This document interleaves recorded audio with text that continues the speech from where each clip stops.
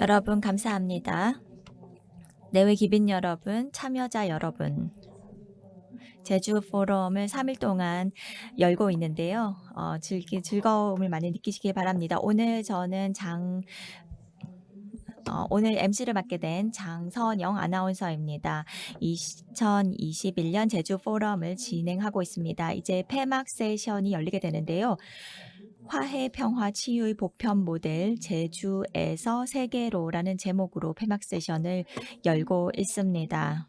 먼저 축사의 말씀을 들어보도록 하겠습니다. 유럽 부흥개발은행 초대 대표이신 자크 아탈리 박사님이십니다. 굉장히 특별한 방식으로 박사님이 하고 계시는데요. 텔레프레젠스라는 방식입니다. 마치 이곳에 있는 듯한 느낌으로 지금 축하의 말씀을 해 주실 텐데요. 이 놀라운 기술 시스템을 이미 올랑드 대통령께도 한번 사용한 적이 있습니다. 여러분 큰 박수로 자크 아딸리님을 모셔주시기 바랍니다.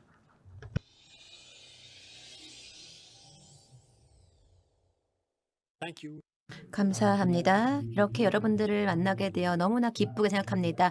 제주도에 다시 이렇게 오게 되어 큰 영광으로 생각합니다. 세계적으로 중요한 섬이지요. 그리고 우리가 평화와 관련이 된 도전, 또 치유와 관련이 된 도전을 다룰 때 있어서 정말 유의미한 곳이 제주도라고 생각을 합니다. 세상은 평화를 위해서 이제 나아가고 있습니다. 적어도 냉전은 종식이 되어서 평화가 구축되었다고 이야기할 수 있습니다. 하지만 여전히 전쟁이 이어지고 있는 곳들이 있지요.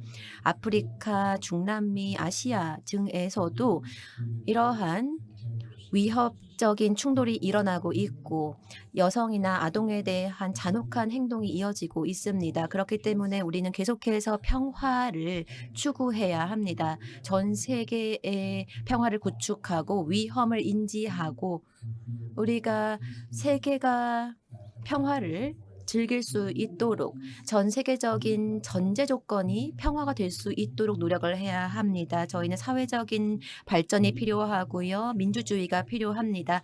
차세대 미래를 생각해야 하는 것입니다. 긍정적인 세상을 만들어 가야 합니다. 우리 아이들에게 좋은 환경을 만들어야 하고요. 그러기 위해서는 평화가 필요합니다. 평화가 없으면 미래도 없습니다.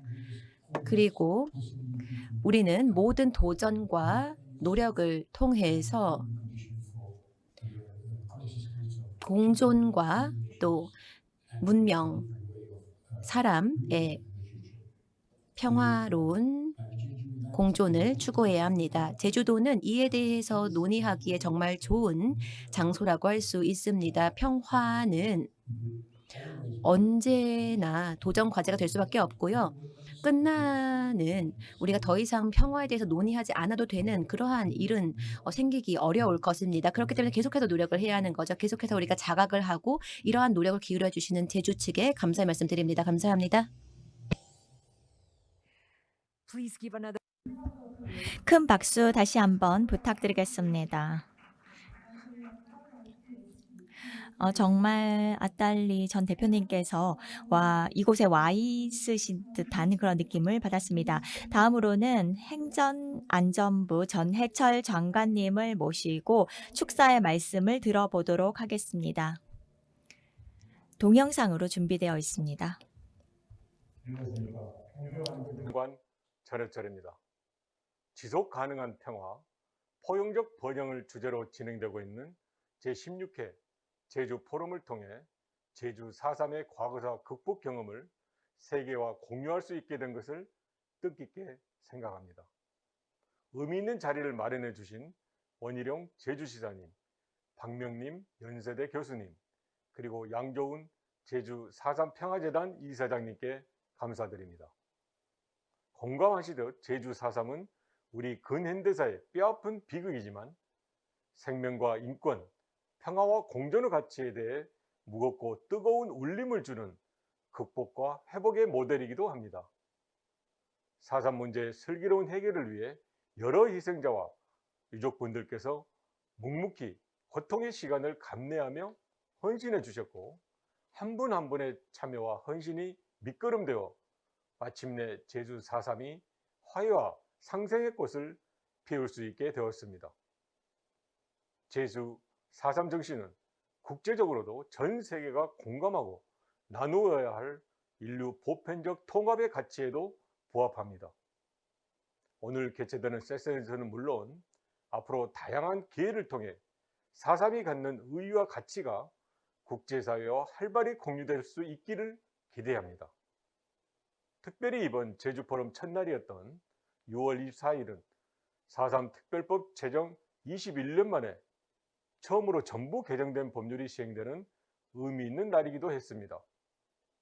수행인의 명예회복과 희생자 피해 보상 등을 위한 제도적 근거가 마련된 만큼 앞으로 4.3 문제 해결에 더 큰 진전이 있기를 기대합니다.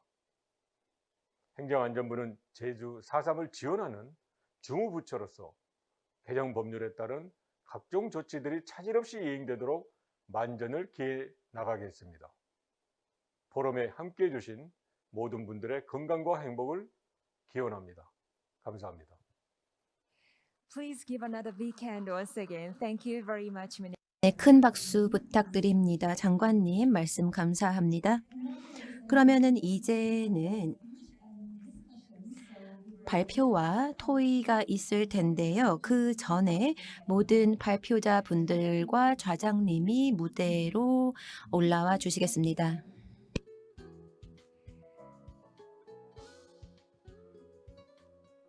Thank you very much. Please take your seats. 네, 감사합니다. 착석해 주시기 바랍니다.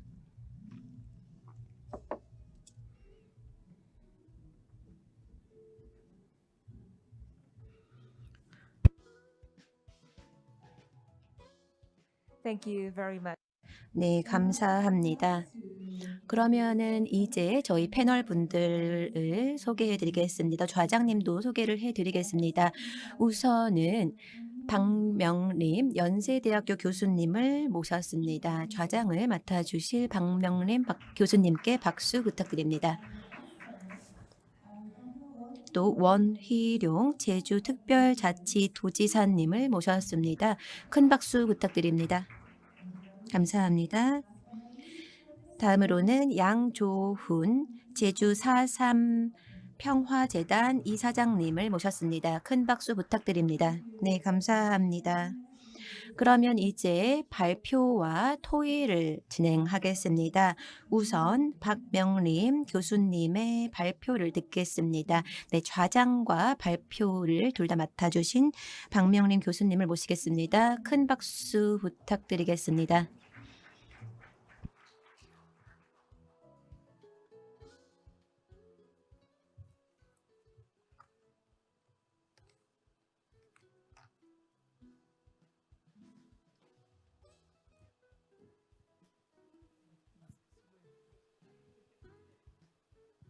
네, 감사합니다.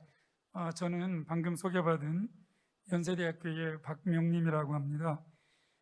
이렇게 뜻깊은 제16회 제주포럼에 마무리 세션을 제주 4.3으로 갖게 되었다는 점 아마 가장 큰 의미가 있지 않을까 싶습니다. 또 거기에서 이런 말씀을 드릴 기회를 갖게 돼서 영광으로 생각합니다. 저희는 지난해 한국전쟁 70주년을 맞이해서 코로나19 세계 대감염 위기에 마스크 300만 장을 세계에 지원하면서 전 세계의 한국의 감동의 물결을 불러일으킨 바 있습니다. 또 최근에는 반도체 대란 국면에서 한국이 얼마나 세계 기술 표준, 문명 표준 수준으로 도약하고 있는지를 느낀 바 있습니다.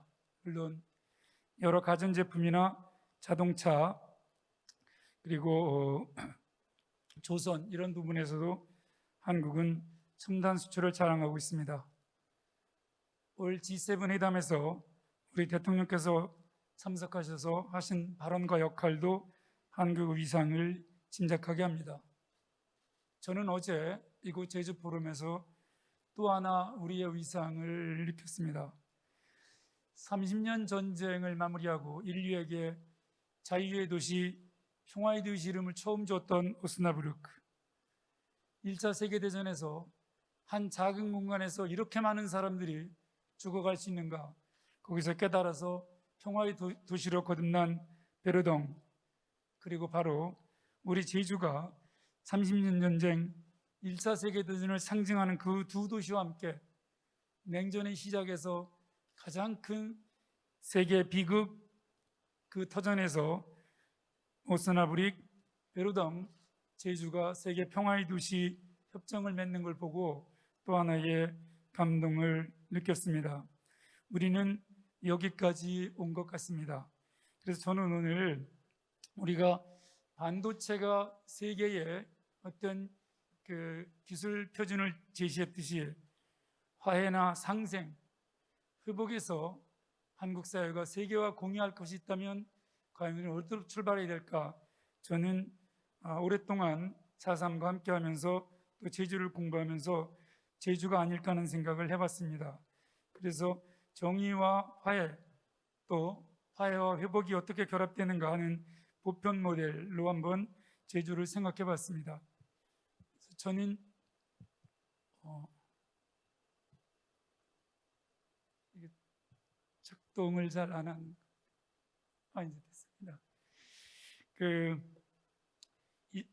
우리가 과연 보편을 감히 담을 수 있을까? 이 두 장의 사진을 한번 보시면 어떨까 싶습니다. 48년, 49년의 제주와 2018년, 19년의 제주가 어떻게 달랐는가?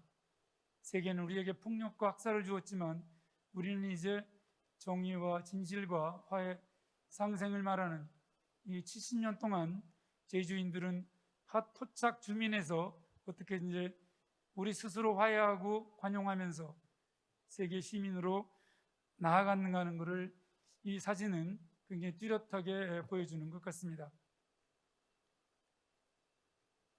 잠깐만요.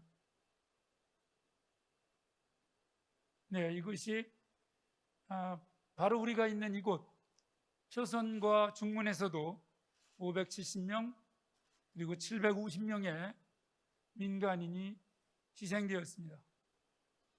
단 한 마을도 피해를 받지 않은 마을이 없었습니다. 그런데 우리는 2018년, 19년 여기 앉아 계신 원희룡 지사님, 양조은 이사장님의 후원과 주도로 유엔에서 4.3의 비극을 말하면서 세계를 향해서 화해와 상생 그리고 회복을 이야기했습니다.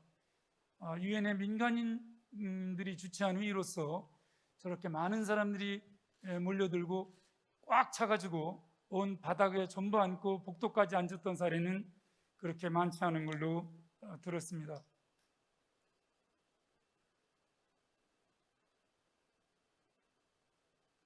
조금 이게 잘 안 넘어가가지고 조금 죄송합니다. 이게 제가 작동에 문제가 있는지 그대로 가르쳐 주신 대로 했는데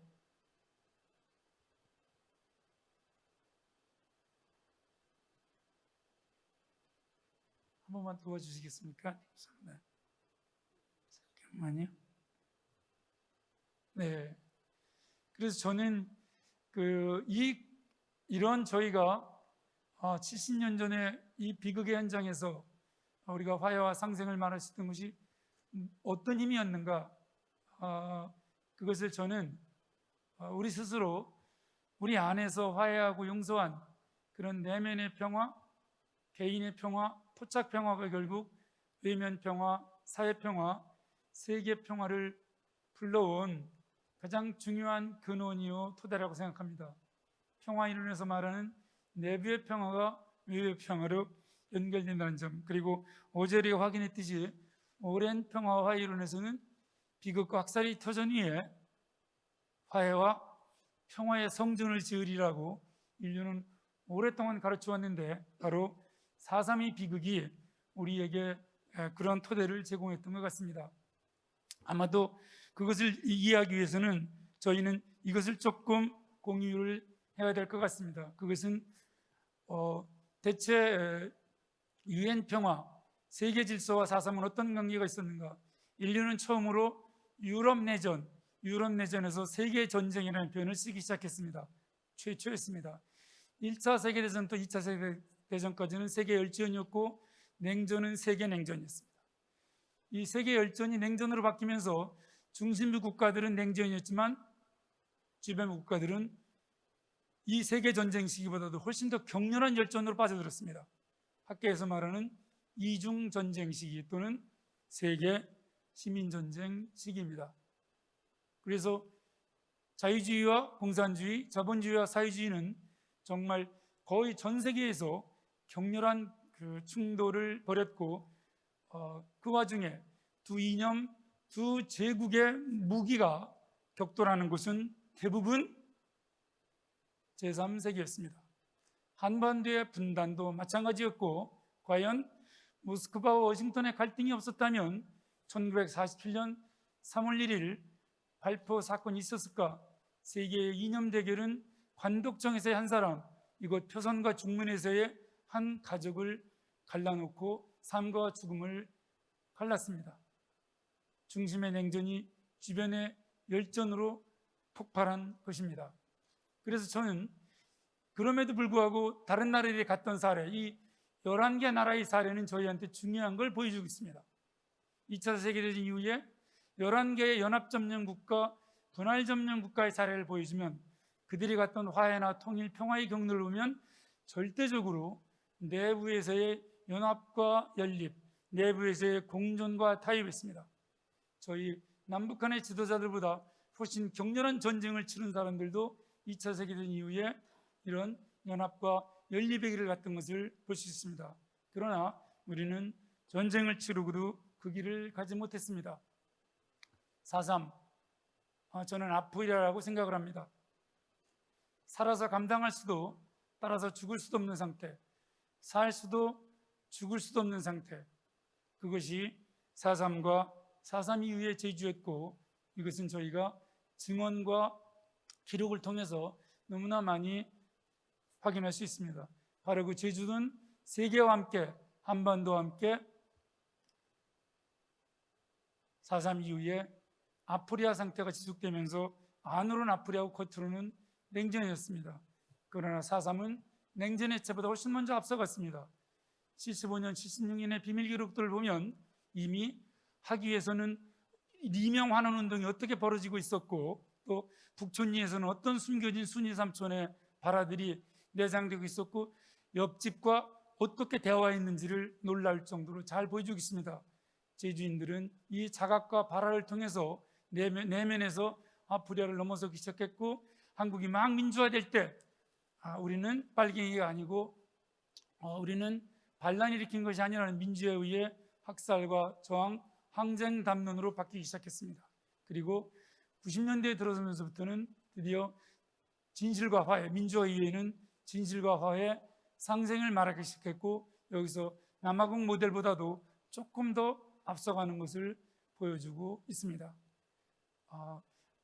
그분도 제주 출신입니다만 그 문정인 교수님이나 여러분들이 이제 이때부터 여러 가지 제주의 평화의 섬 프로젝트부터 포함해가지고 어떻게 제주도를 동아시아의 평화부를 만들 것인가, 자치, 평화, 인권, 자율의 담론이 등장을 하고 70주년을 맞이해서는 이제 치유와 회복, 정의와 평화를 어떻게 결합시킬 것인가, 그리고 방금 전에 유엔의 사진이 보이다시피 제주 패러다임, 제주 모델을 어떻게 하면 남남 갈등이 심한 대한민국 전체, 또 남북 갈등, 남북 적대를 넘은 한반도 전체, 그리고 세계와 공유할 것인가를 제주분들은 고민하기 시작했습니다. 4.3 해결 과정 자체가 진보와 보수, 세 개의 이념 대결을 넘어섰습니다. 여기 보시다시피 두 개의 보수 정부, 세 개의 진보 정부가 있지만 비록 강약의 차이는 있지만 김대중 노무현 정부, 문재인 정부가 4.3을 향해서 큰 걸음을 뛰었다면 그 큰 걸음을 절대로 부정하지 않고 함께 갔던 것이 이명박 박근혜 정부라는 걸 볼 수 있습니다. 물론 정도의 차이는 큽니다. 그런 점에서는 조금 더 제주민들의 의견을 반영하는 중앙정부의 민주화, 중앙정부의 이런 추념의 자세나 사과의 자세는 굉장히 중요하다고 생각을 하겠습니다. 저는 간단하게 이렇게 생각해 봤습니다.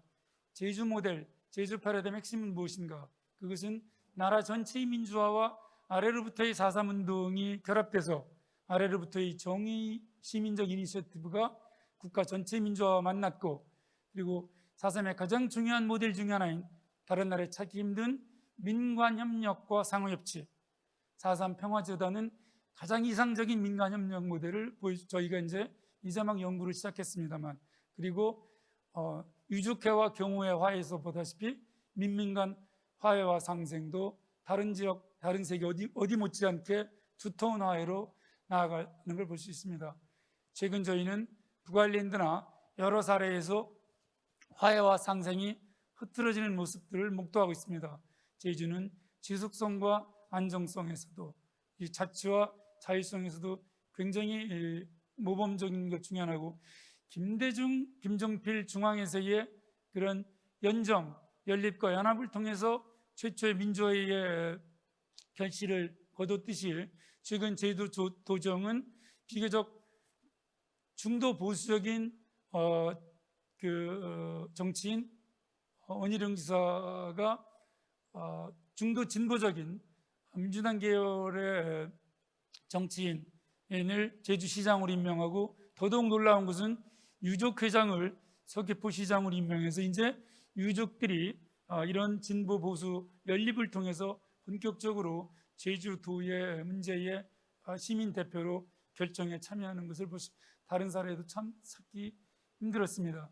그래서 저는 정신으로는 보통 정의냐 용서냐, 용서하려면 정의를 양보해야 되고, 또 정의를 추구하다 보면 화해하기 어려운데, 제주도는 비교적 정의와 화해가 같이 갔었던 그런 사례고, 유일하게 정의에서 벗어나는 것이 책임자 처벌인데, 책임자를 처벌하기에는 너무 과거에 이랬기 때문에 지속적으로 책임자 처벌에 준할 정도로 국가의 지도자가 사과를 하는 그런 사례를 볼 수 있었습니다. 그래서 값싼화해나 거짓화해와는 달리 제주도는 상당히 두터운 화해이고, 이 화해는 정의와 함께 했으며, 최근에 문재인 정부가 시도하고 있는 특별법 전부 개정안을 계기로 이제는 배보상과 함께 할 경우에는 이 상생과 공존은 유족들의 회복과 함께하는 그런 공동체가 되살아나는 대표적인 모델이 되지 않을까 싶습니다. 시간 관계상 이건 빠르게 말씀드리겠습니다. 법률적인 접근을 했거나 또는 보복적인 접근을 했거나 아니면 방치를 했거나 정의보다는 진실과 화해만 교환을 했거나 상층 정치연합을 통해서 과거를 극복했거나 하는 것들이 지금까지 모델들이었습니다. 아래로부터의 모델들도 이렇게 대부분 마을 단계에서 그쳤던 것들이 대부분입니다. 물론 제주라고 해서 마을 모델이 없던 것은 아닙니다. 학위를 가면 영무원부터 해서 많이 볼 수 있습니다. 이것들이 대략 저희가 아는 세 개의 모델입니다. 킬링필드 모델이나 르완다 모델이나 이 가차차 재판을 하고 있는 것입니다. 여기가 영무원, 제가 제주에 들리면 늘 가서 참배를 올리곤 하는데요. 저는 이 영무원을 깊이 공부하고 취재하면서 상당히 놀랐습니다. 있는 그대로 말씀드리면 다른 나라엔 없는 묘지이기 때문입니다. 여기서는 식민시대, 그 다음에 전쟁과 호국, 4.3 희생, 모든 희생자들이 한 곳에 모셔져 있고, 여기에는 이 시가 굉장히 감동적인데요. 모두가 희생자이기에 모두가 용서한 산자들이 모두 여기 와서 고개를 숙이라고 하고 있습니다. 그래서 이런 모든 현세에서의 사회적 죽음들을 한 곳에 모셔서 충성과 순국, 희생 간의 차이를 넘는 것은 이제는 현세에서도 인간들의 작은 갈등이나 이념을 넘어서 현세에서도 그렇게 하라는 영무원 정신이고 학위 정신이고 제주 정신이 아닌가 싶습니다. 극비자료 중에 극비자료죠. 이것이 학위의 영무원을 만들 때에 저 표가 도대체 몇 개인지 한번 세어보십시오. 모두가 합의해서 한 사람이 영무원의 명단에 올라갈 때에 어떤 이견도 없을 단계까지 대화하고 또 대화해서 전부 용서하는 그러한 이 과정이, 화해와 상생 과정이 그 영무원 건립 과정의 기록들은 전부 보여져 있습니다. 북촌에 처음에 도표를 만들었던, 지금은 세상을 뜨신 선생님이 넘겨주신 자료입니다. 자, 그리고는 이제 4.3 유족회와 교무의 화해와 상생선언, 가해와 피해, 국가 공권력과 민간 희생자들이 함께 참배하고 헌화하고 의례하는 이런 모습을 제주는 여기까지 이제 이렇게 보여주고 있습니다. 우리는 함께 참배하고 절을 하는 것이 어떤 의미인지 알 수 있습니다. 깜짝 놀랐습니다. 자기 아버지를 죽인 사람입니다. 앞에 있는 사람은 조베리 선생이 북아일랜드에서 4.3 사례를 듣고 여러 군데 가서 같이 회의를 하고 얘기를 할 때 영무원 모델과 아주 유사한 것을 보여주겠습니다. 이제 마무리를 짓겠습니다. 저는 그래서 4.3은 땅끝입니다.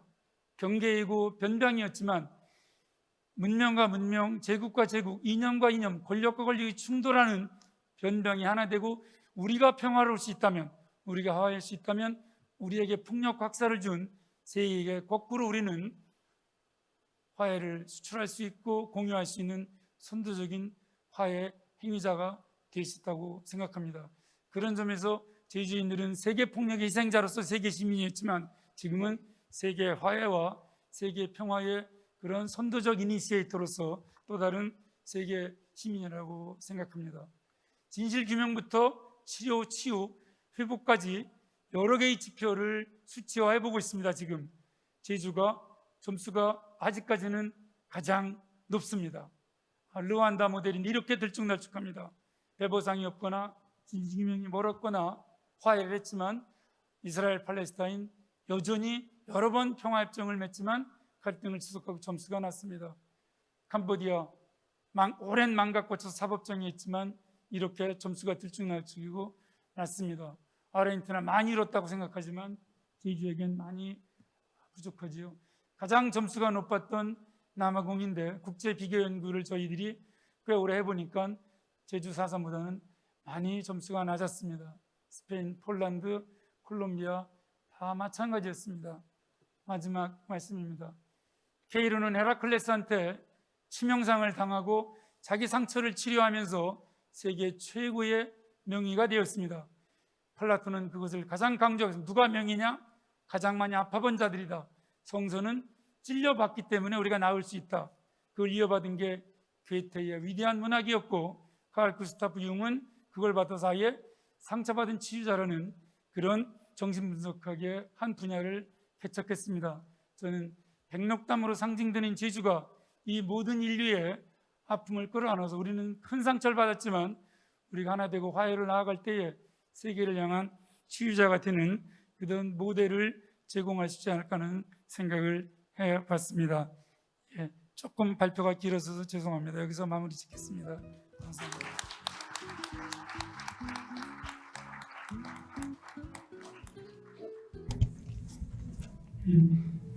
제 발표는 이걸로 마무리하고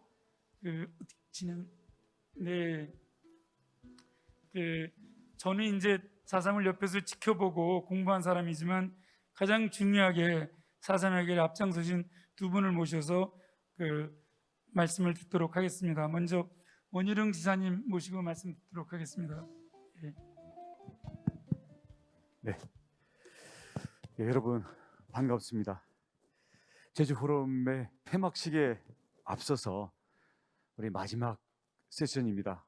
바로 제주 4.3을 주제로 해서 화해, 평화, 치유의 보편적 모델, 제주 4.3이 세계의 모든 분쟁과 비극의 보편 모델로 될 수 있고 또 이미 그런 역할을 하고 있다는 의미에서 우리 박명림 교수님의 기조 강연을 잘 들었습니다.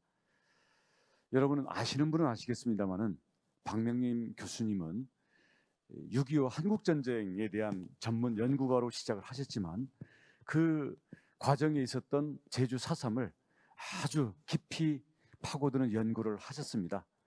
학문적인 연구는 물론 우리 지역의 각 마을들을 돌아다니면서 4.3의 희생자, 또 4.3의 유족, 또 4.3을 겪었던 그 경험자들의 증언들을 우리 동네 삼촌들과 정말 동네 풍랑 그늘아래 앉아서 다 그 제주어로서 이야기를 들어가면서 발로 뛰는 연구를 하셨던 분입니다.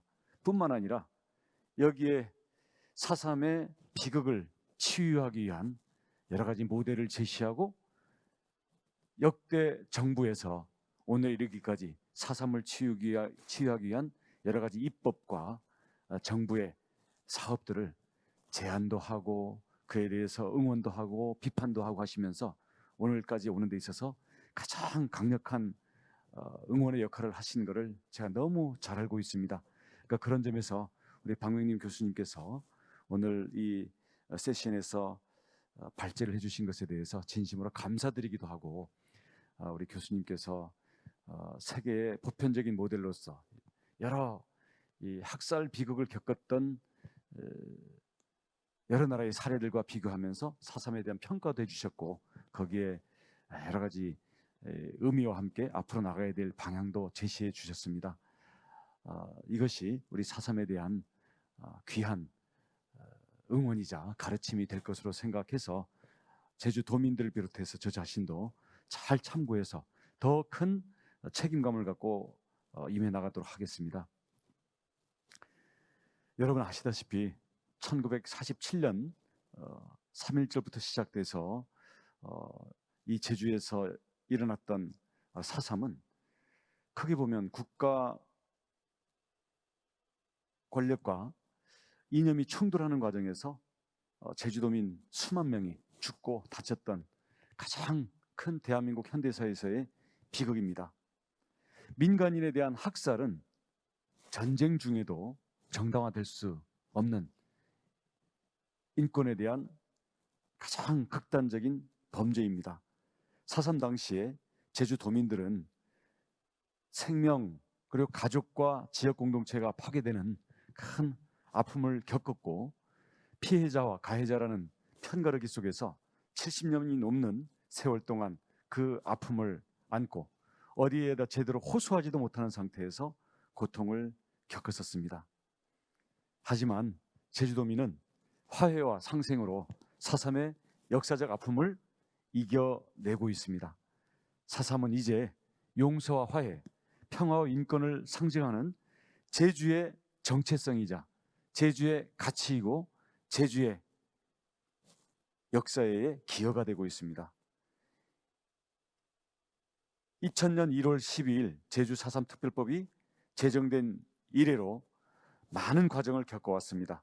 제주 4.3 진상보고서의 채택, 대통령의 공식 사과, 세계평화의 섬 지정, 제주 4.3 평화공원과 재단의 설립, 국가추념일 지정, 그리고 제주 4.3의 완전한 해결을 위한 특별법 전부 개정안 통과까지 20년이 걸렸습니다. 박명림 교수님께서도 아까 기조강연에서 지적을 해주셨습니다마는 이는 4.3을 문제 제기하고 이에 대한 해법을 제기했던 4.3에 대한 지역의 시민운동 그리고 유족들의 노력이 가장 큰 원동력이 되었습니다. 그리고 김대중 정부에서부터 본격적으로 시작됐던 과거사에 대한 명예회복, 진상보고, 국가의 사과, 이런 노력들이, 그런 결단들이 큰 역할을 했습니다만, 이와 정치적 입장을 달리하는 보수 정부도 이를 수용하고 나중에는 경우회에 이르기까지 우리 4.3 유족회와 함께 재단을 꾸리는 그런 면에서 모두가 참여하는 그런 면에서 또 다른 모델이 되었다고 생각합니다. 단순히 문제 제기를 하고 이것을 투쟁으로 정리하는 것뿐만 아니라 모든 관계자들이 함께 참여하고 그 속에서 사과하고 용서하고 함께 교훈을 새기면서 미래 후손들에게 그 교훈을 계승시키는 그런 의미에서 우리 4.3의 노력들은 감동적인 것은 물론 보편적인 역사 해결의 모델로서 의미가 있다고 생각을 합니다. 제주도민들에게 지난 20년은 너무나 긴 시간이었습니다. 하지만 올해 2월 달에 국회에서 통과된 4.3 특별법의 전부 개정안을 통해서 추가 진상조사, 그리고 여러 가지 문제 있는 재판들의 법적인 문제의 해결, 그리고 무엇보다 가장 중요한 유족들에 대한 배보상 방안이 법에 명시됨으로 인해서 이제 4.3의 치유를 위한 지난 70년이 넘는 그 아픔과 20년이 넘는 우리 모두의 노력은 이제 큰 한 단계의 고비를 다시 넘어서고 있다고 보여집니다. 우리 현대사회는 4.3뿐만 아니라 많은 아픔이 있었습니다.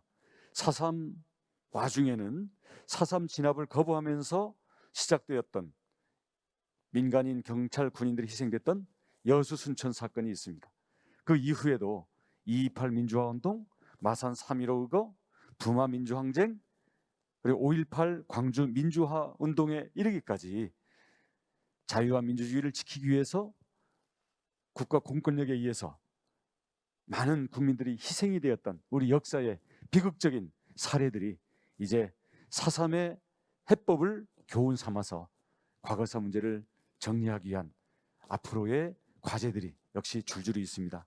이 내용들은 주로 우리 행정안전부와 또 과거사위원회에서 이 부분들에 대해서 앞으로 해결을 해 나갈 것입니다만은 그 중에서도 제주 4.3은 가해자와 피해자를 넘어서고 국가 공권력과 이념 집단 간의 대립을 뛰어넘는 보편적인 화해 모델을 제시했다는 면에서 다른 우리 과거사 문제를 해결하는 데 있어서도 큰 교훈과 힘이 되고 있다는 점에서 우리 제주도민들의 위대함은 자부심을 가져도 된다고 생각합니다.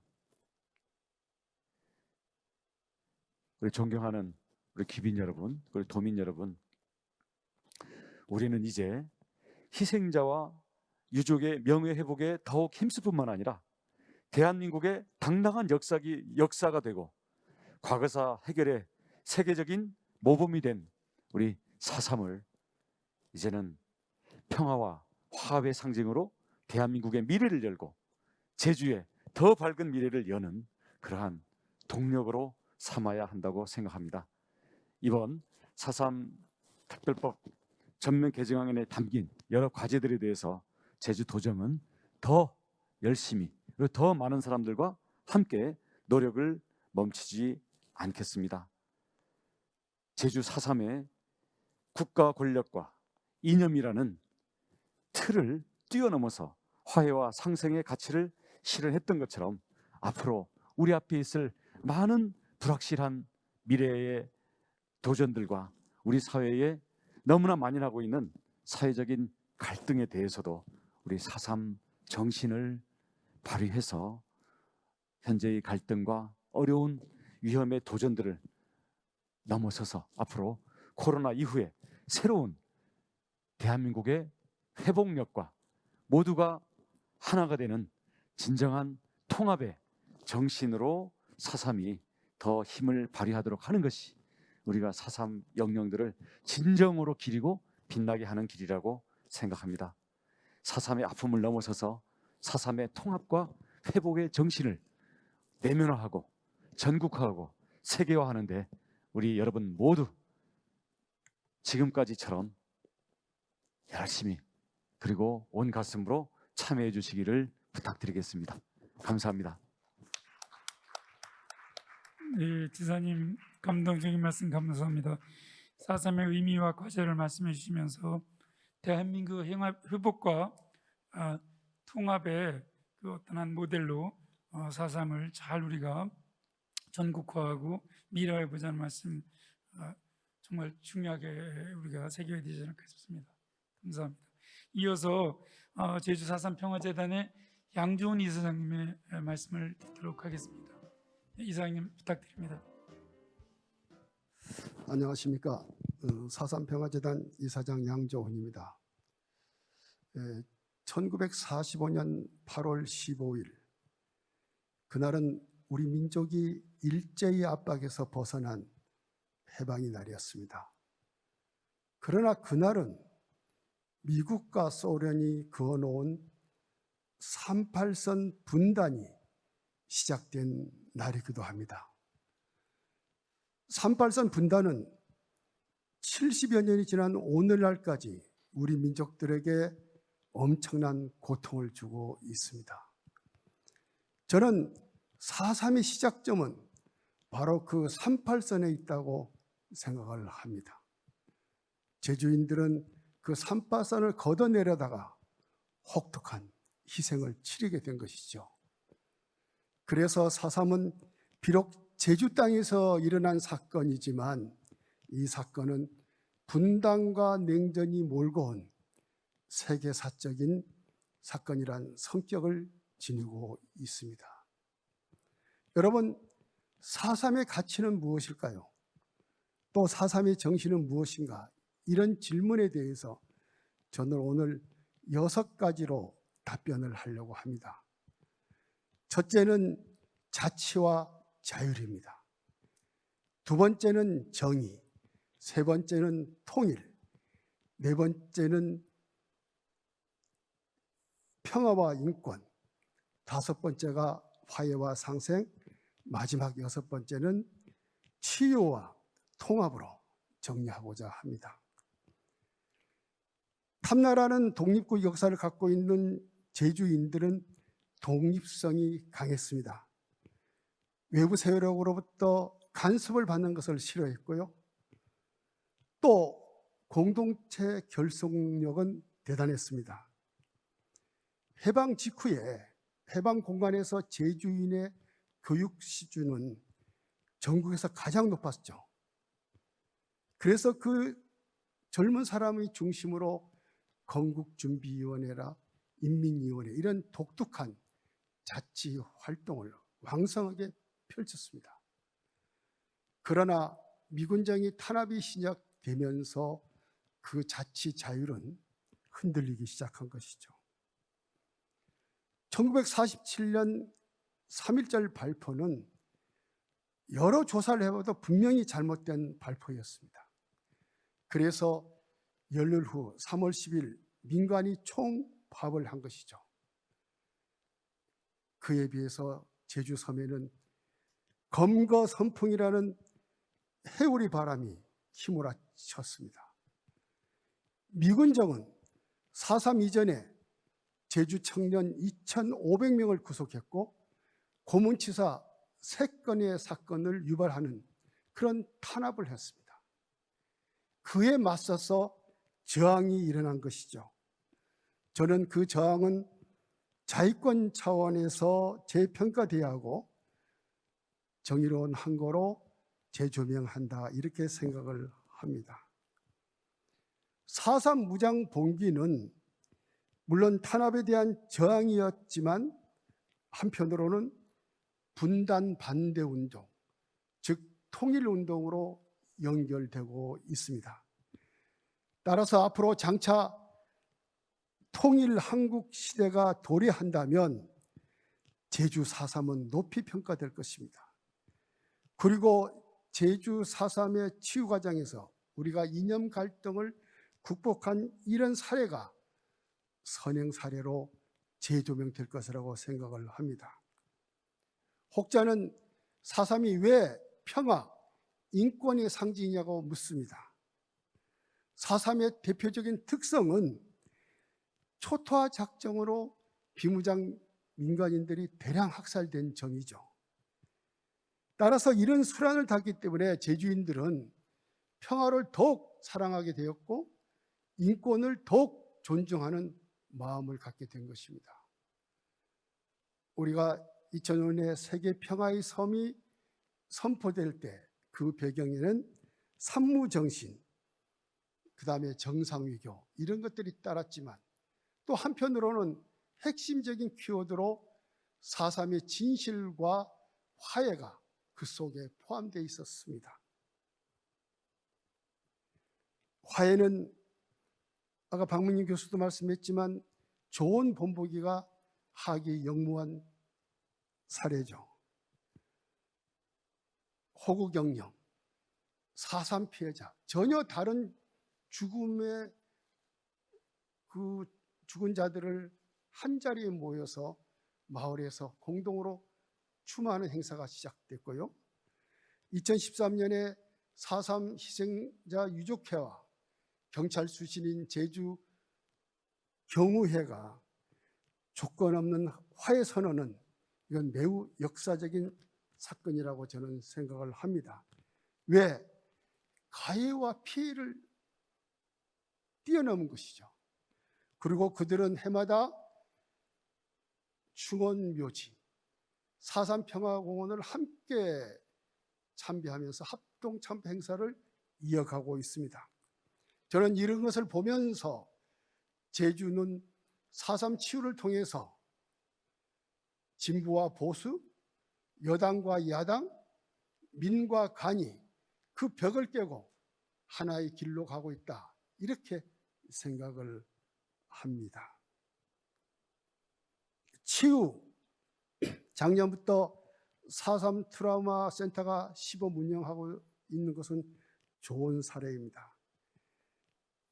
우리는 그에 머물지 않습니다. 이번에 4.3 특별법 개정으로 인해서 향후 진행될 피해자에 대한 배보상 조치도 그 의미가 있다고 생각을 합니다. 복원할 수 없는 생명에 대해서 국가가 최소한의 예의를 지키는 것이라고 생각하고 그것도 치유의 한 방편으로 될 것이다. 이렇게 해석되기 때문입니다. 결국 4.3은 이념 갈등의 맨 앞자리에 있었습니다. 그런데 제주도는 이런 것을 극복하고 이제 하나로 통합의 길로 걷게 되었다는 뜻입니다. 여러분, 일본 요미우리 신문이 20세기 100년 동안 일어난 세계 100대 사건으로 4.3을 꼽은 적이 있습니다. 그 선정 이유는 첫째, 이런 제주도 같은 좁은 땅덩어리에서 3만 명이 학살. 두 번째는 이러한 중대한 사건이 국내 한국 안에서조차 알려지지 않은 것다. 이 점을 지적을 했습니다. 그렇습니다. 4.3은 반세기 동안 금시됐죠. 지하에 갇혀 있었습니다. 우리 국민들은 4.3을 알지도 느끼지도 못했습니다. 그러나 2000년 4.3 특별법이 제정되면서 지하에 갇혔던 4.3이 지상으로 한 발 한 발 나오기 시작한 것이죠. 특히 지난 2월에 4.3 특별법이 전면 개정되면서 가장 어렵다는, 까다롭다는 배보상의 문제, 수용인 문제도 이제 풀어갈 수 있는 토대, 기틀이 마련됐습니다. 저는 이런 과제가 제대로 풀리면은 4.3은 당당한 과거사 해결의 세계적인 모델이 될 것이라고 확신을 합니다.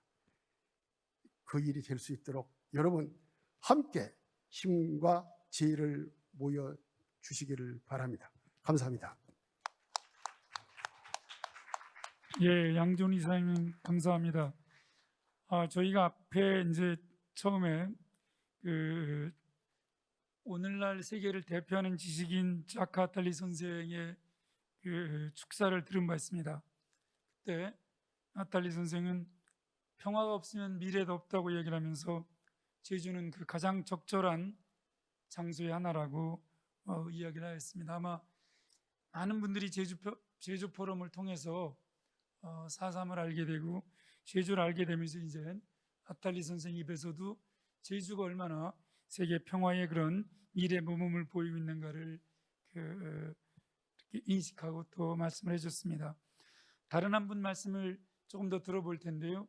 우리의 화해가 결코 빠르지도 늦지도 않고 그러나 굉장히 많이 진척됐다는 걸 한번 독일 사례를 통해서 화해가 얼마나 어려운지 베르너 페니 전 베를린 자유대학 교수의 현장 참석이 어려워서 비대면으로 참석을 하셨는데요.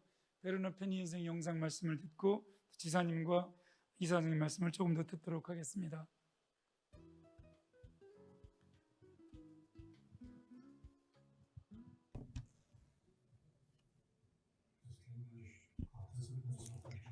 제주 포럼 참석자 여러분, 안녕하세요.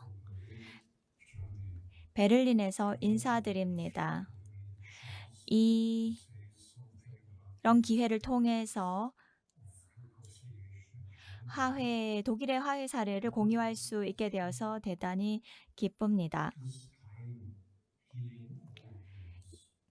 상처의 힐링, 상처가 복구될 수 있는 시간이 지금입니다.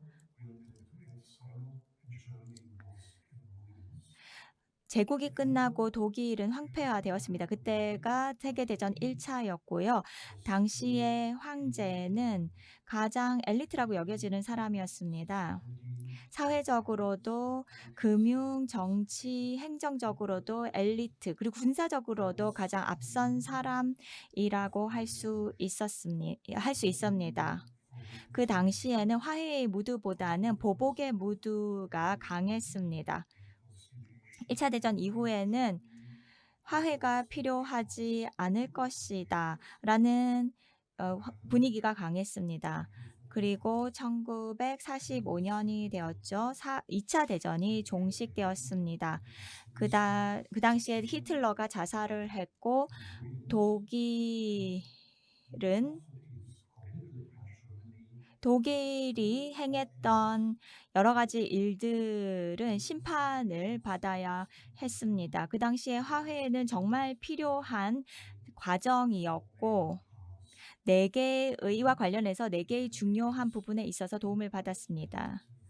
사실 그 4가지와 관련된 화해가 굉장히 잘 진행되었습니다. 세 번째는 1990년 통일 이후였습니다.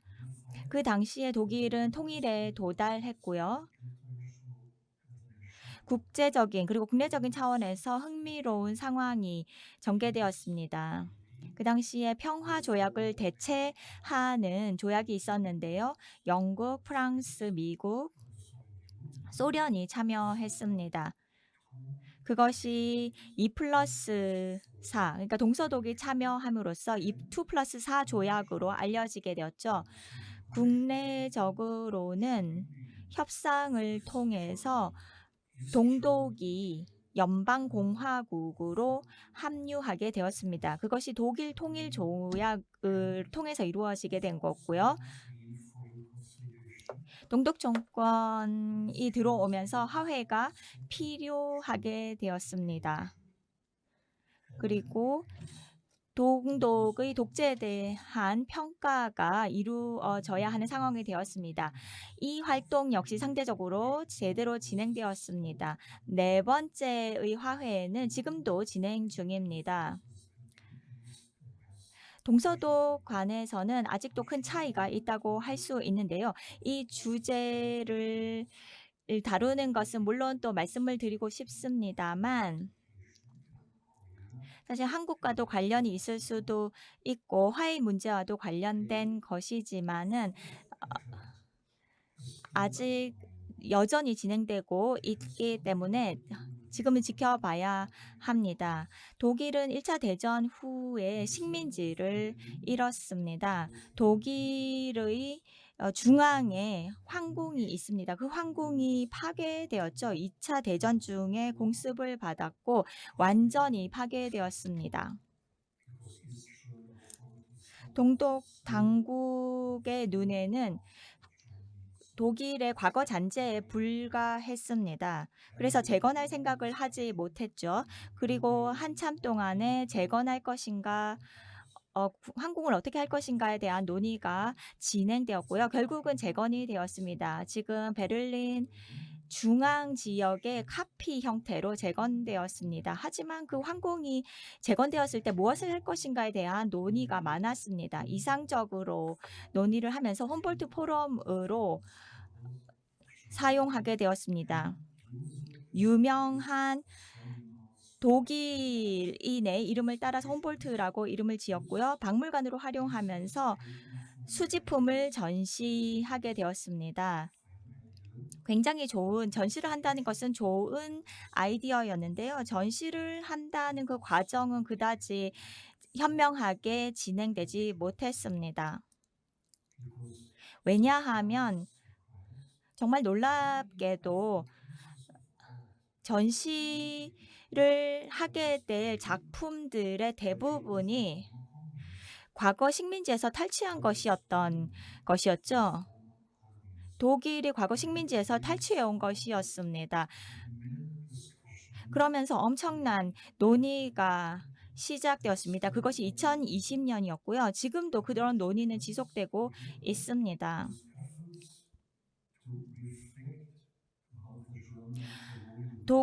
독일의 식민 과거를 성찰하려는 시도가 시작되었습니다. 독일 남서쪽 그리고 아프리카 식민지에 대한 논의가 특히 강하게 시작되었는데요. 그 지역이 바로 나미비아 지역입니다. 알버트 아인슈타인은 이런 얘기를 했죠. 시간은 상대적이다라고 했습니다. 화해에 있어서 많은 사람들은 이제 시간이 되었다, 할 때가 됐다. 또 어떤 사람은 아직 아니다. 좀 기다려보자. 아직 때가 아니다. 더 많은 시간이 필요하다. 그리고 또 어떤 사람들은 시간이 너무 많이 지났으니 화해는 필요하지 않다. 각각의 화해는 가능할지도 모르겠다. 그리고 과거는 묻자 이렇게 주장하는 사람들이 있습니다. 독일의 경험은 실제로 시간이 필요하다는 것을 보여줍니다. 대부분의 경우 새로운 세대들, 새로운 정치 체제, 그리고 새로운 정치적 분위기가 사회적으로 화해를 할 수 있는지 없는지를 결정짓습니다. 물론 화해는 미룰 수는 있습니다만 영원히 피해갈 수는 없습니다. 법적, 정치적, 도덕적, 윤리적 측면은 똑같이 고려되어야 합니다. 화해는 뿌리 내리기 위해서는 시간이 필요하고 시간을 제대로 들이지 않으면 화해는 성공한다 하더라도 지속되지 못합니다. 현재 우리는 화해가 필요한 시대를 살고 있습니다. 그리고 협력도 필요합니다. 그리고 공평하고 포괄적인 협력이 필요한 시대를 살고 있습니다. 여러분 대단히 감사합니다. 예, 페니 교수님 감사합니다. 페니 교수님은 제주를 깊이 이해하고 계신 분인데요. 말씀 중에 인상적이었던 것이 아인슈타인의 시간은 상대적이다.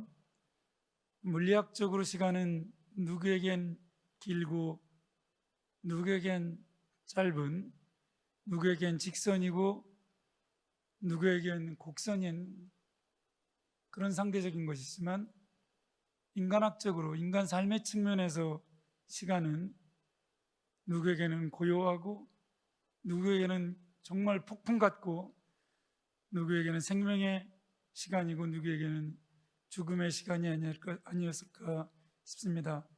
만약에 화해가 어렵다면 협력, 그것도 공정하고 포괄적인 협력이 필요하다는 마지막 페니 교수의 말씀은 우리가 이야기해 이 상대적인 시간 속에서 먼저 죽음의 시간, 폭풍의 시간, 그 짧았던 시간을 간 분들을 상대적으로 고요하고 길고 또 여유 있는 시간을 누구의 삶인들 그런 것은 없겠지만 하여튼 그분들에 비해서 그런 걸 생각하면 4.3의 희생의 의미가 조금 더 우리한테 잘 살아날 수 있지 않을까 싶습니다. 원희룡 지사님과 양준 지사님께 조금 어려운 질문을 드려보고 싶습니다. 개인적으로 그 4.3은 어떤 의미였고 또 그 개인을 넘어서 지금 4.3은 어느 단계에 와 있는지, 개인적으로 4.3은 어떤 의미였고 두 분의 삶 속에서, 그리고 지금 4.3은 어느 지점에 있는지 곧 질문을 드릴 것이 4.3은 어떤 과제가 더 남았는지, 어디를 향해 나아가야 될 건지 그 마지막 질문을 염두에 두시고 지금 질문에 좀 답변해 주시면 감사하겠습니다. 네, 이사장님 그럼 먼저 부탁드립니다. 저에게 4.3은 운명이라고 생각을 합니다. 30여 년 전에 저도 4.3은 전혀 모르던 상태에서 4.3 취재반장을 맡아서 이 역사의 걸음을 이제 시작하게 되었는데요. 지금 돌이켜보면 4.3 명령들이 이렇게 이끈 것이 아닌가 하는 생각이 들 때도 있습니다. 하나 덧붙여서 말씀드리고 싶은 것은 이 화해가 아까 교수님도 말씀했지만 참 쉬운 일이 아닙니다. 화해 운동을 할 때 일부 층에서는 가해자들은 사과도 하는데 무슨 화해냐 하는 그런 반박도 받은 적이 있습니다. 그런데 우리가 4.3을 이해할 때 이것을 구조적으로 해석을 할 때 가령 초토화 작전이 한 소대장이나 한 군인에 의해서 이루어진 것이 아니고 그보다 더 높은 단계, 연대장도 국가 최고 지령을 받았다가 하니까 연대장 수준도 아니고 더 높은 곳으로 올라가야만이 4.3의 어떤 책임 문제, 구조적인 문제를 알 수가 있었습니다. 그래서 저희들은 이 어려운 화해운동을 하면서 좀 거칠게 표현을 하면 어쩌면 4.3은 미국과 소련이라는 고래 싸움에 등 터진 우리들인데 왜 등 터진 새우끼리 고래는 쳐다보지 않고 왜 새우끼리 싸우느냐 이런 문제 제기를 한 적이 있습니다. 사실은 4.3을 현미경으로 들여다보면 이건 도무지 해결할 수 없습니다. 동네에서 온갖 일들이 다 있었지 않았습니까? 근데 그걸 뛰어넘어서 더 거시적으로 더 높은 수준에서 이것을 볼 때에 화해의 필연성이 따라온다. 그래서 그나마 지금 불안한 정도 있지만 제주도에서는 이 화해운동이 일정한 어떤 성과물을 거두고 있다. 이것은 대내외 학자로부터 상당히 주목받고 있다. 여기까지 말씀을 드립니다. 네, 부탁드립니다. 사실 4.3은 대한민국과 이 조선민주주의 인민공화국이 수립되어가는 과정에서 과연 국가 권력이라는 것과 그 땅에 살고 있는 사람들과의 관계가 무엇인가 이런 것들을 늘 파고들게 하는 사실 굉장히 무겁고 깊은 주제라고 생각을 합니다. 국가 권력이라는 것은 스스로를 권력화, 합법화하는 과정에서 여기에 대해서 무장해서 저항하는 모든 세력들을 분쇄하도록 되어 있습니다. 우리 한국에서는 이 대한민국의 수립에 저항하거나 반대하는 세력들이 이제 분쇄돼 나갔던 과정이고요. 거꾸로 이제 38선 이북에서는 당시에 소련 군정과 김일성 정권이 수립돼 가는 과정에서 거기에 반대하거나 거기에 저항했던 이 부분들이 분쇄되면서 결국 한국 전쟁으로까지 좀 이어지는 거죠. 그래서 결국 2차 세계대전 이후에 이념의 전 세계적으로 진영이 갈리는 과정에서 우리가 최전선에 있었고 그런 것들을 우리 민족 전체가 분단으로 결국 결과됐던 것도 큰 비극이고요. 근데 분단의 과정에서는 사실은 선택들이 있었습니다. 정치적 이념적 선택들이 있었던 경우는 사실 이건 인류 역사의 어떤 비극적인 어떤 그 무거운 이런 문제로 연결되는 거고요. 저희가 그걸 뛰어넘어서 4.3에서 이게 보편적이고 우리가 인권의 가치를 두는 것은 스스로 선택하지 않았던 사람들, 무고한 우리 주민들이죠. 여기에 대해서 벌거벗은 폭력이 그대로 자행됐다라는 것이기 때문에 우리 국가 권력이 세워지고 서로가 전쟁을 해나가는 과정에서 이것은 사실은 우리 이 자체도 우리가 극복하는 것이 궁극적인 평화의 목적이긴 합니다만은 거기까지 못 간 상태, 심지어는 전쟁 중이라 하더라도 스스로 정치적 군사적인 선택을 하지 않은 사람들에 대해서는 우리가 인간 존엄을 최대한 보호를 해야 된다. 이 교훈을 우리는 이 제주 4.3에서 끊임없이 확인하고 이걸 선언해야 되는 거고 이것을 모든 이와 관련된 행동으로 실천을 해야 되는 것이죠. 개인적으로는 제 큰아버지, 큰어머니 그리고 저희 사촌, 형, 누나 되는 분이 4명이 희생을 당했습니다. 근데 큰아버지는 이제 행방불명이고요. 지금도 못 찾았고 큰어머니와 사촌, 형, 누나 셋은 이제 희생이 돼서 지금 모셔져 있는데 나이가 몇 살인 줄 아십니까? 사촌 형은 7살, 사촌 형은 5살. 7살, 5살. 한글도 못 꿰쳤을. 그래서 당시에 펄럭이는 깃발과 뿌려지는 전단이 무슨 의미인지 이해할 수 없는 이들이 왜 무방비 상태로 죽음을 당했어야 되는가? 바로 이것 때문에 저는 이념을 뛰어넘어야 되는 거고요.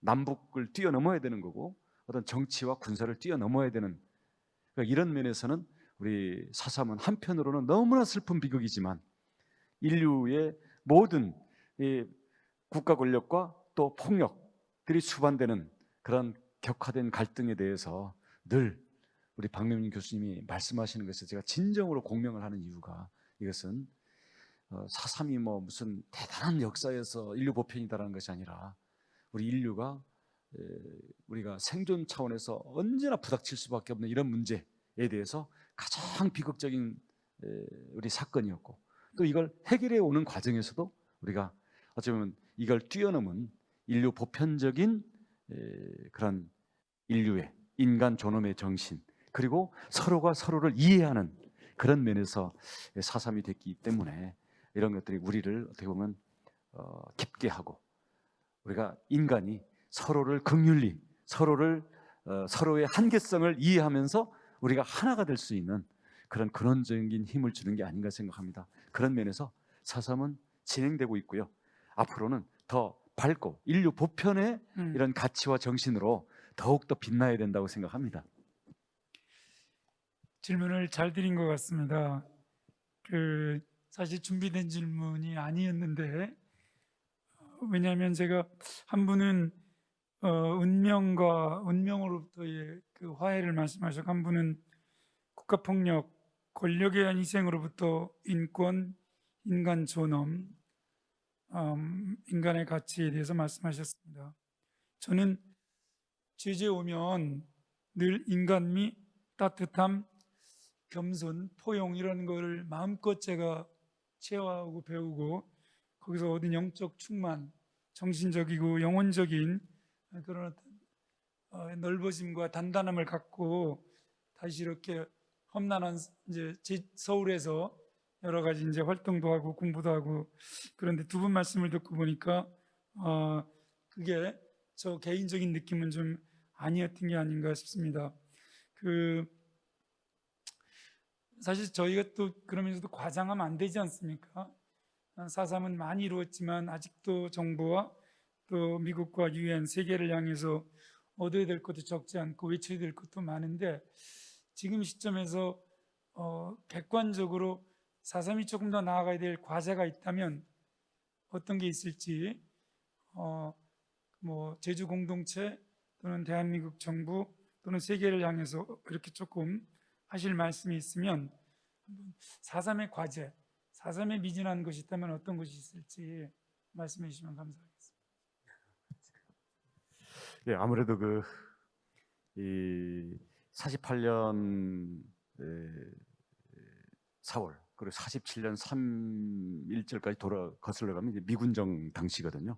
그래서 당시에 물론 남조선 과도 정부라든지 과도 입법위원이라든지 이런 것들이 군정을 이양해가는 과정이 있었지만, 기본적으로 최종 군사적인 결정들은 미군정과 연결되지 않을 수가 없기 때문에 이 점에 대해서 이걸 꼭 그걸 찾아내서 무슨 반미 운동으로 연결한다 이런 차원이 아니라 당시 일어났던 역사적인 상황에서 어떤 보편적인 인류애를 다시 확인하는 이런 차원에서는 당시 미군정과 연결된 부분이 여기에 동참하고 이 의미의 맥락을 또 함께 했으면 더 그게 인류 보편의 의미랄까 역사적인 의미가 되겠다는 생각이 들고요.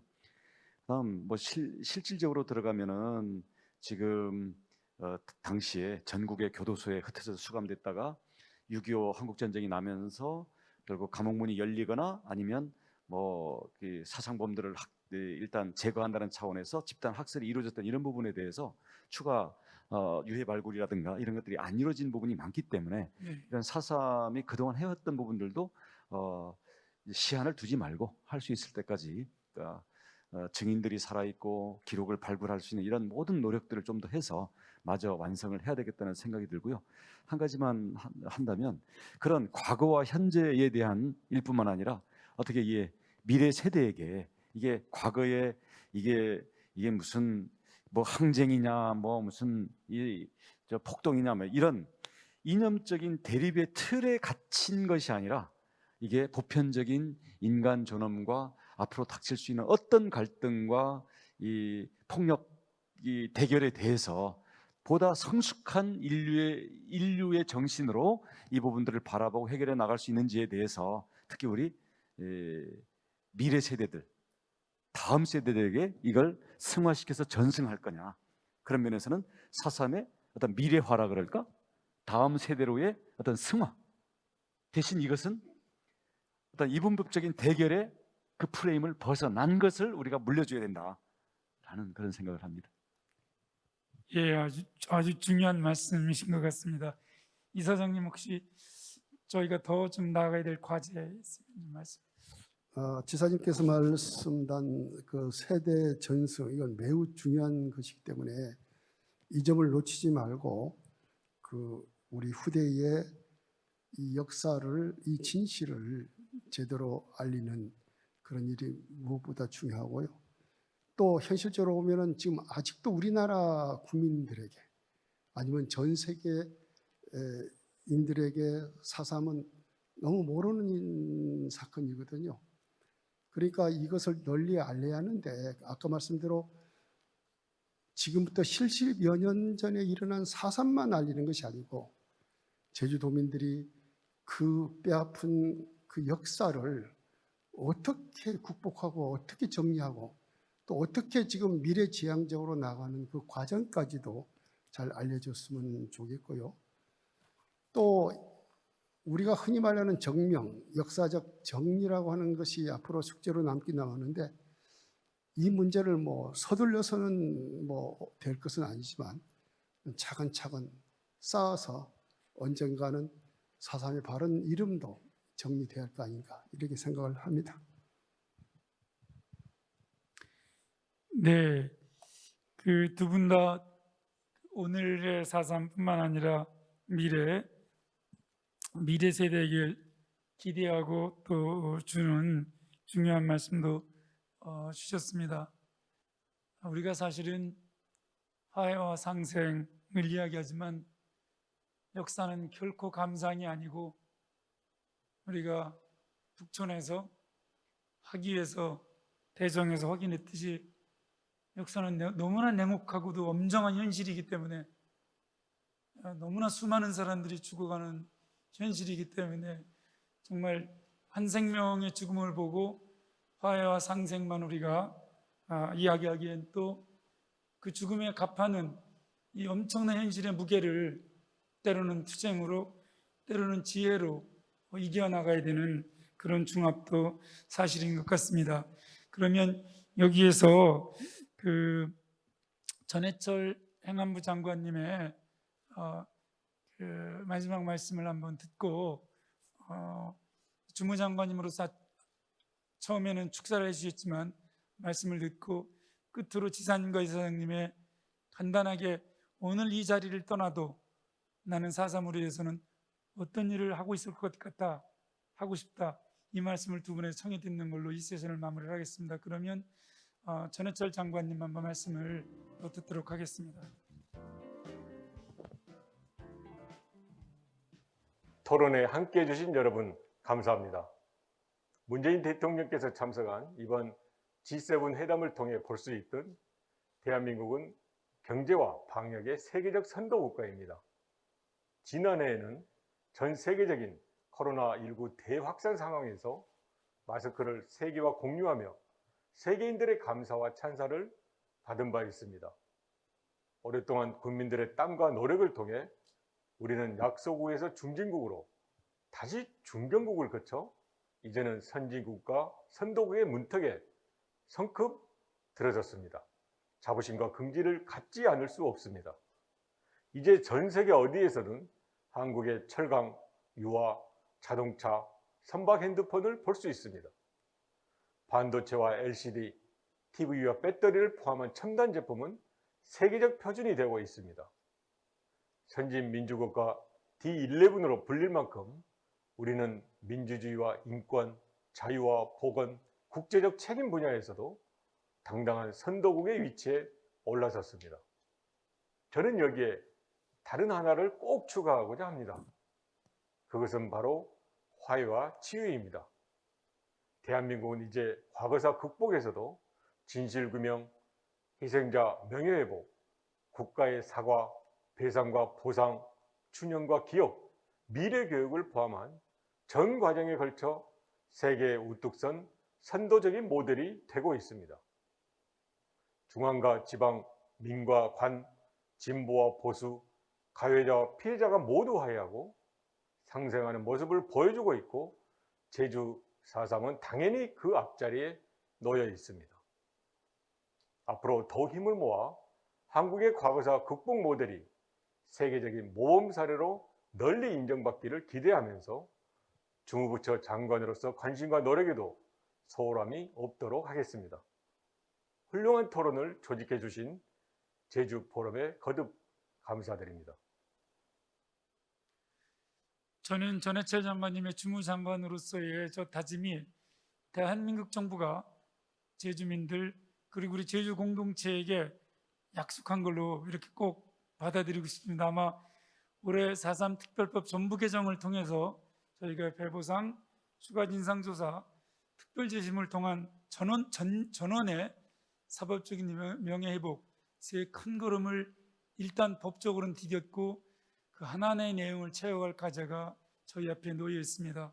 세션을 마무리하면서 이 4.3을 여기까지 끌어오는데 때로는 앞에서, 때로는 가운데에서, 때로는 서울에서, 때로는 제주에서 큰 견인차 역할을 하셨던 우리 원희룡 지사님과 양준희 지사님께서 앞으로도 나는 어디에서 4.3을 어떻게 돕고 있을 것이다 또는 이끌고 있을 것이다 그 각오의 말씀을 듣는 것으로 이 세션을 마무리하도록 하겠습니다.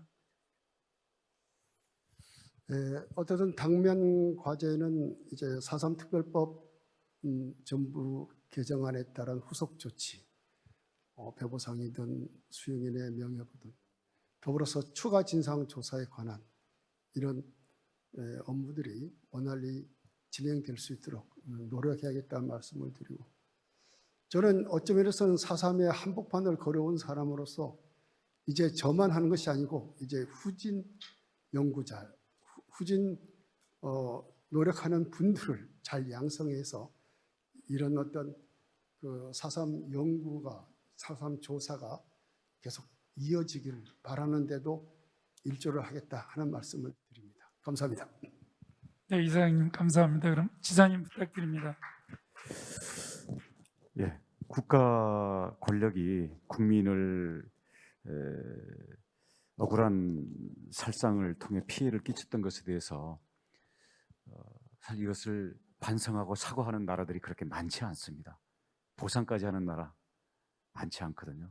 그래서 저는 이 국가의 잘못을 인정하는 국가는 그게 부끄러운 것이 아니라 오히려 국가의 품격을 회복하고 국가에 대한 신뢰를 다시 만들어 나가는 과정이라고 생각합니다. 그런 점에서 대한민국이 위대함을 다시 증명해 주는 것이 바로 4.3의 지금까지 과정이기도 하기 때문에 이것은 대한민국은 대한민국대로 제주 도민들은 도민대로 모두가 위대하다는 것을 함께 증명해 나가는 과정이기 때문에 이런 점에서 저는 매우 강력하고 보편적인 의미가 있다고 생각하고요. 앞으로 이런 의미들을 미국과 관련해서 또는 북한과 관련해서 미래 세대와 관련해서 제가 그런 것들을 늘 토론하고 설파하는 그런 자리에 서 있도록 하겠습니다. 예,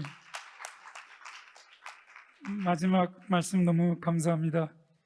저는 시작을 하면서 그냥 평범한 한 사람의 시민으로서 선현들이 저희들에게 줬던 두 가지 제를 말씀드렸습니다. 수천 년 전에 인류의 선현들은 너희들 바로 그 비극 학살이 터전 위에 화해와 평화의 성전을 세우게 될 것이다. 우리는 정말 큰 비극을 겪었습니다. 그러나 오늘날 유족회와 경우에 그리고 하기 또 많은 마을들을 보면 우리가 이곳에 세계를 향해서 화해와 평화의 성전을 만들고 세계인들이 우리를 주목하게 만들었습니다. 마지막 말씀으로는 상처받은 치유자를 말씀드렸습니다. 케이로는 물었습니다. 누가 최고의 명의가 될 수 있는가? 헤라클레스에게 치명상을 받아서 죽을 운명이었습니다. 그러나 자기를 치료하면서 자기 육신과 영혼을 치유하면서 인류 역사상 최초의 가장 위대한 명의가 되었고, 그것은 그 뒤로 성서에도 플라톤 철학에서도 게테 문학에서도 상처받은 사람들이 자기와 타인의 상처를 치유하면서 치유자로 거듭나고 끝내는 가장 위대한 명의가 되는 것을 보여주었습니다. 우리는 세계에서 가장 크게 상처를 받았지만 지금은 오스나브리크와 베르덩이 우리와 함께 글로벌 평화도시, 국제 평화도시 연대를 협정을 맺을 만큼 이제는 4.3은 치유자로 거듭나고 있습니다. 앞으로 저희가 화해와 평화의 성전이 되고 또 세계의 가장 뛰어난 상처받은 치유자가 될 때 아마 희생받은 4.3의 영령들은 하늘에서 저희들을 조금 미쁘게 여겨주시지 않을까 싶습니다. 그리고 저희들의 걸음이 의미가 있었던 것으로 생명을 향한 걸음으로 그렇게 조금은 아마 상찬을 받을지 않을까 싶습니다. 16회 제주 포럼의 마무리 세션으로 이것을 설정해 주신 4.3을 이렇게 설정해 주신 조직위원회 제주 포럼 측에 감사드리며, 이 마지막 세션에서 귀한 말씀을 해주신 원희룡 지사님, 양준 지사님, 그리고 외국의 작가 달리 베르너 페니 두 분, 전해철 장관님 모두 감사드립니다. 이것으로 마무리 세션을 맺도록 하겠습니다. 감사합니다. Thank you very much. Please give another big round. 네, 감사합니다. 다시 한번 큰 박수 부탁드리겠습니다. 감사합니다, 저장님.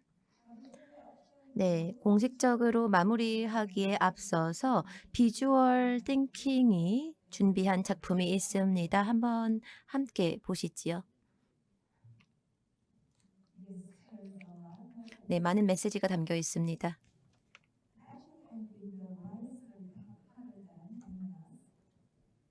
네, 이 작성자께서 정말 열심히 세션을 들으신 것 같습니다. 비주얼 띵킹 덕분에 본 세션에서 논의된 내용이 이렇게 잘 정리가 되어 있습니다. 네, 감사합니다. 다시 한번 큰 박수 좌장님과 패널분들께 부탁드리겠습니다. 여기서 폐막 세션은 마치겠습니다. 5시 10분부터 폐회식을 시작하겠습니다. 네, 그러면 여러분들 휴식 시간 보내시고 폐회식 때 다시 뵙겠습니다.